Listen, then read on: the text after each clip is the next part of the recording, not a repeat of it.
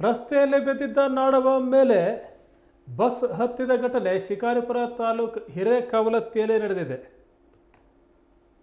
ಈ ಸಂದರ್ಭದಲ್ಲಿ ಬಸ್ಸಿನ ಹಿಂಬದಿಯ ಟೈರ್ ಸ್ಫೋಟಗೊಂಡಿದೆ. ಆ ದೊಡ್ಡ ಸ್ಫೋಟದ ಸದ್ದು ಇಡೀ ಗ್ರಾಮದಲ್ಲಿ ಆತಂಕವನ್ನು ಉಂಟು ಮಾಡಿತ್ತು. ಈ ಘಟನೆ ನಡೆದಿರೋದು ನಿನ್ನೆ ಸಂಜೆ. ಮುಡುಬ ಸಿದ್ದಾಪುರದಿಂದ ಶಿಕಾರಿಪುರಕ್ಕೆ KSRTC ಬಸ್ ಹೋಗ್ತಾ ಇತ್ತು. ಆ ಸಂದರ್ಭದಲ್ಲಿ ಬಸ್ಸಿನ ಹಿಂಬದಿಯ ಟೈರ್ಗೆ ಈ ಒಂದು ನಾಡಬಾಂಬ್ ಸಿಕ್ಕಾಕೊಂಡಿದೆ. ತಕ್ಷಣ ಸ್ಫೋಟ ಆಗಿದೆ.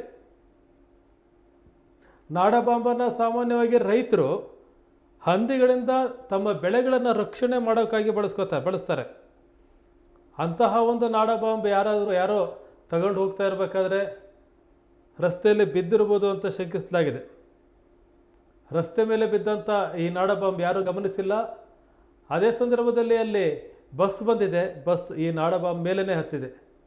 ಆಗ ಸ್ಫೋಟ ಆಗಿದೆ. ಹಿಂಬದಿಯ ಟೈರ್ ಸಹ ಸ್ಫೋಟ ಆಗಿದೆ. ಆ ಸಂದರ್ಭದಲ್ಲಿ ಬಸ್ಸಲ್ಲಿ ಪ್ರಯಾಣಿಕರು ಸಹ ಇದ್ದರು. ಆದರೆ ದೊಡ್ಡದೊಂದು ಅಪಘಾತ, ದೊಡ್ಡದೊಂದು ಅವಘಡ ತಪ್ಪಿದಂತಾಗಿದೆ.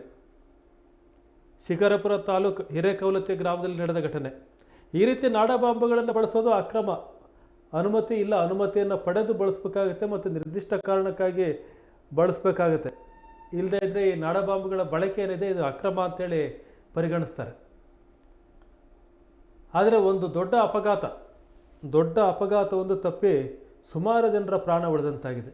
ಶಿಕಾರಿಪುರ ತಾಲೂಕಿನ ಹಿರೇಕವಲತ್ತಿಯಲ್ಲಿ ನಡೆದಂಥ ಘಟನೆ ಇದು.